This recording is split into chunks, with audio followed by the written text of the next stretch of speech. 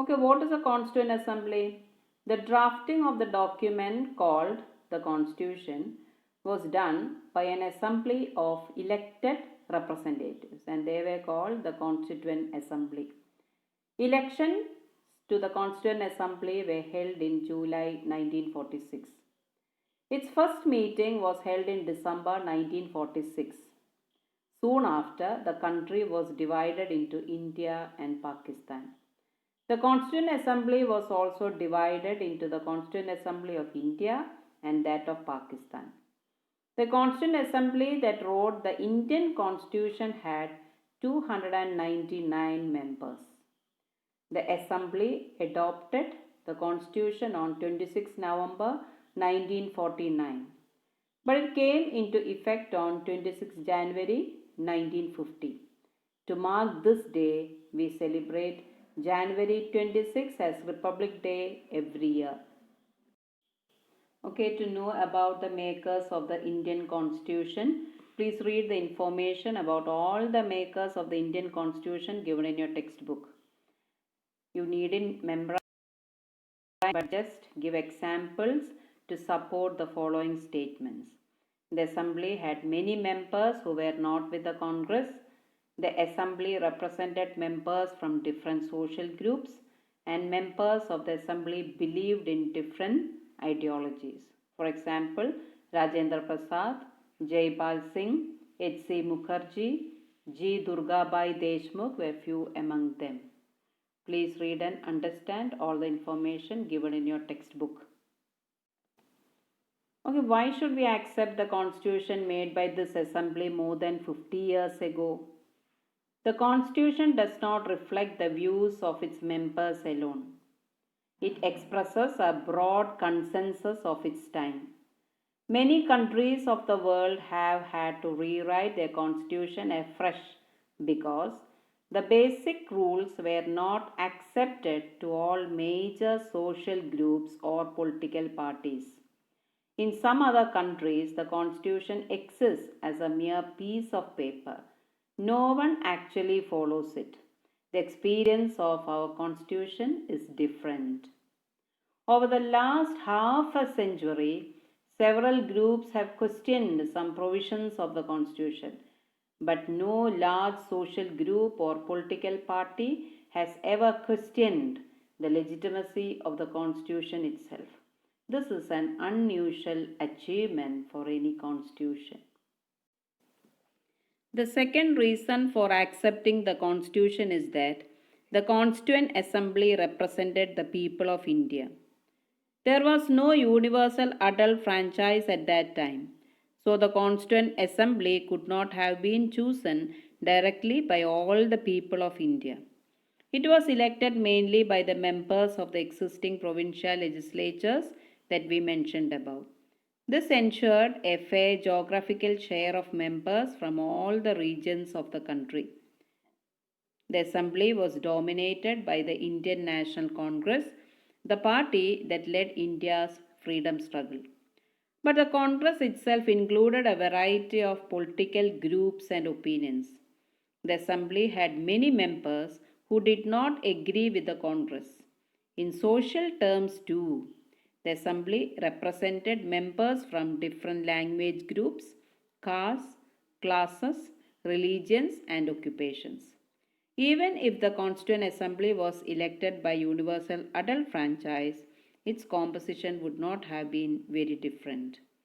Finally, the manner in which the Constituent Assembly worked gives sanctity to the Constitution. The Constituent Assembly worked in a systematic, open, and consensual manner. First, some basic principles were decided and agreed upon. Then, a drafting committee chaired by Dr. B.R. Ambedkar prepared a draft constitution for discussion. Several rounds of thorough discussion took place on the draft constitution clause by clause. Clause means a distinct section of a document. More than 2000 amendments were considered. Amendments means the change. The members deliberated for 114 days, spread over 3 years. Every document presented and every word spoken in the Constituent Assembly has been recorded and preserved. These are called Constituent Assembly debates. When printed, these debates are 12 bulky volumes. These debates provide the rationale behind every provision of the Constitution. These are used to interpret the meaning of the Constitution. Okay, now let us try to understand the guiding values of the Indian Constitution. Okay, philosophy of our Constitution. First, we will know about the philosophy of Mahatma Gandhi. Okay, what do you mean by the term philosophy? Philosophy means the most fundamental principles underlying one's thoughts and actions. Now, let us understand the philosophy of Mahatma Gandhi. Mahatma Gandhi was not a member of the Constituent Assembly, yet there were many members who followed his vision. Years ago, writing in his magazine Young India in 1931, he had spelled out what he wanted the Constitution to do. Now let us read it out together. I shall strive for a Constitution which will release India from all thraldom and patronage. I shall work for an India in which the poorest shall feel that it is their country in whose making they have an effective voice. An India in which there shall be no high class and low class of people. An India in which all communities shall live in perfect harmony. There can be no room in such an India for the curse of untouchability or the curse of the intoxicating drinks and drugs. Women will enjoy the same rights as men. I shall be satisfied with nothing else. This was philosophy of Mahatma Gandhi. This dream of an India that has eliminated inequality was shared by Dr. Ambedkar, who played a key role in the making of the Constitution, but he had a different understanding of how inequalities could be removed. He often bitterly criticized Mahatma Gandhi and his vision. In his concluding speech, the Constituent Assembly, he stated his anxiety very clearly. Okay, now let us read out the quotes together. On the 26th of January 1950, we are going to enter a life of contradictions. In politics, we'll have equality, and in social and economic life, we'll have inequality. In politics, we'll be recognizing the principle of one man, one vote, and one vote, one value.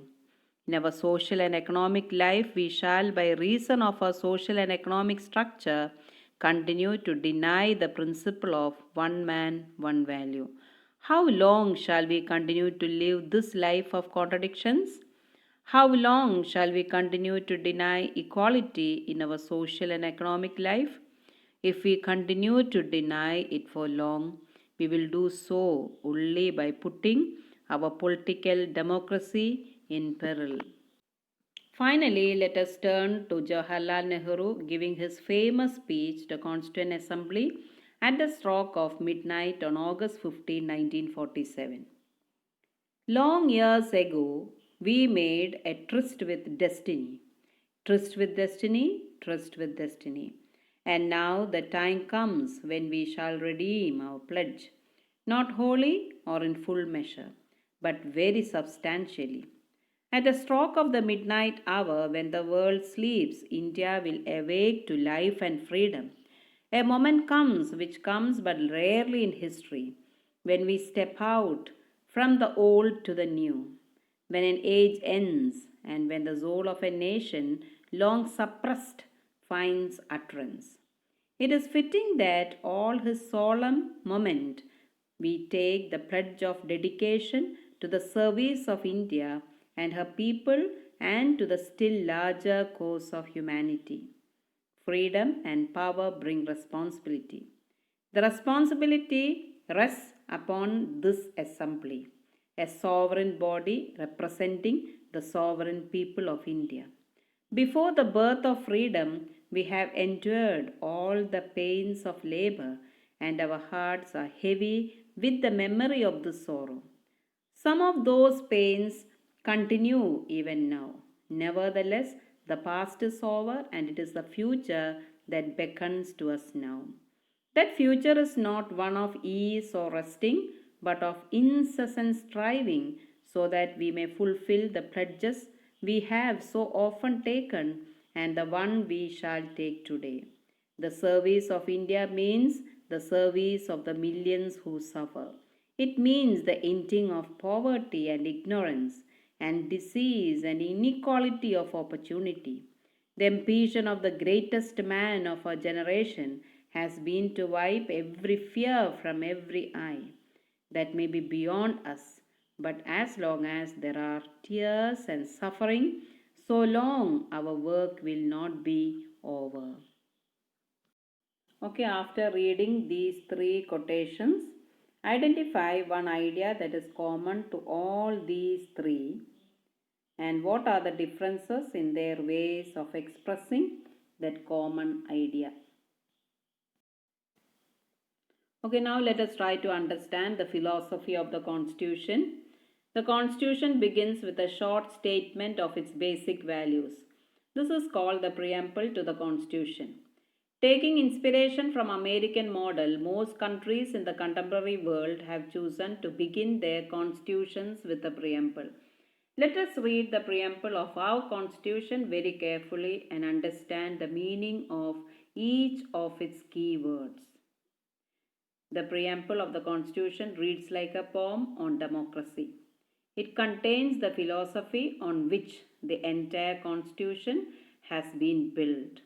It provides a standard to examine and evaluate any law and action of government to find out whether it is good or bad. It is the soul of the Indian Constitution. Okay, now let us read the preamble together. We, the people of India, having solemnly resolved to constitute India into a sovereign, socialist, secular, democratic republic and to secure to all its citizens justice, social, economic, and political, liberty of thought, expression, belief, faith, and worship, equality of status and opportunity, and to promote among them all fraternity, assuring the dignity of the individual and the unity and integrity of the nation. In our Constituent Assembly, this 26th day of November 1949, do hereby adopt, enact, and give to ourselves this Constitution. Okay, now let us understand the meaning of each of its key words. First word, we the people. The Constitution has been drawn up and enacted by the people through their representatives and not handed down to them by a king or any outside powers. Sovereign. People have supreme right to make decisions on internal as well as external matters. No external power can dictate the government of India. Socialist. Wealth is generated socially and should be shared equally by society. Government should regulate the ownership of land and industry to reduce socio-economic inequalities. Secular. Citizens have complete freedom to follow any religion, but there is no official religion. Government treats all religious beliefs and practices with equal respect. Democratic, a form of government where people enjoy equal political rights, elect their rulers and hold them accountable. The government is run according to some basic rules. Republic, the head of the state is an elected person and not a hereditary position. Justice, citizens cannot be discriminated on the grounds of caste, religion, and gender. Social inequalities have to be reduced. Government should work for the welfare of all, especially of the disadvantaged groups. Liberty. There are no unreasonable restrictions on the citizens in what they think, how they wish to express their thoughts, and the way they wish to follow up their thoughts in action. Equality. All are equal before the law. The traditional social inequalities have to be ended. The government should ensure equal opportunity for all. Fraternity. All of us should behave as if we are members of the same family. No one should treat a fellow citizen as inferior. Okay, now let us try to understand what is institutional design. A constitution is not merely a statement of values and philosophy. As we noted above, a constitution is mainly about embodying these values into institutional arrangements. Much of the document called Constitution of India is about these arrangements. It is a very long and detailed document. Therefore, it needs to be amended quite regularly to keep it updated. Those who crafted the Indian Constitution felt that it has to be in accordance with people's aspirations and changes in society. They did not see it as a sacred, static, and unalterable law. So they made provisions to incorporate changes from time to time. These changes are called constitutional amendments. The Constitution describes the institutional arrangements in a very legal language. If you read the Constitution for the first time, it can be quite difficult to understand. Yet, the basic institutional design is not very difficult to understand. Like any constitution, the Indian Constitution lays down a procedure for choosing persons to govern the country. It defines who will have how much power to take which decisions, and it puts limits to what the government can do by providing some rights to the citizen that cannot be violated. Okay, before concluding, let us go through the glossary once more. Okay, the term apartheid means the official policy of racial separation and ill treatment of blacks followed by the government of South Africa between 1948 and 1989. Clause means a distinct section of a document. What do you mean by Constituent Assembly? It is an assembly of people's representatives that writes a constitution for a country. Constitution means supreme law of a country containing fundamental rules governing the politics and society in a country. Constitutional amendment means a change in the constitution made by the supreme legislative body in a country. Draft means a preliminary version of a legal document. Philosophy means the most fundamental principles underlying one's thoughts and actions. Preamble is an introductory statement in a constitution which states the reasons and guiding values of the constitution. Treason, the offense of attempting to overthrow the government of the state to which the offender owes allegiance. Tryst, it's a meeting or meeting place that has been agreed upon. Okay, go through the slides again and again and try to work out this activity. Compare the preambles to the constitutions of the USA, India, and South Africa. Make a list of ideas that are common to all these three. Note down at least one of the major differences among these. Which of the three makes a reference to the past? Which of these does not invoke God? Try to by heart the preamble of Indian Constitution. Okay, meet you in the next session. Thank you.